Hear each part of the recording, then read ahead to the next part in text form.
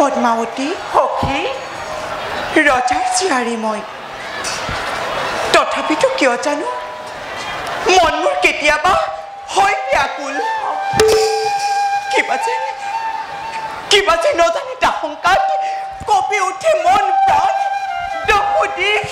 দেখো অন্ধকাৰ সখী সখী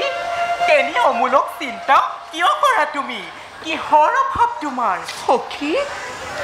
মই কিন্তু জানিব পাৰিছোঁ সখী গোপনে গোপনে হয়তো কোনো আহি পনৰৰ কাণ্ডাৰ ৰূপে খেলে সপোনত সখী তেনে শংকা নানিবা মনত শৈশৱৰে পৰা ৰাখিছোনে গপ্য কৰি কোনো কথা তোমালোক দুয়োৰে পৰা কিহৰ কাৰণে বাৰু তেনেদৰে ভাবিব পাৰিলা তোমাৰ যি অপৰূপ যৌৱন সম্ভাৰ আনৰ কথা নকওঁৱেই স্বৰ্গ দেৱতাও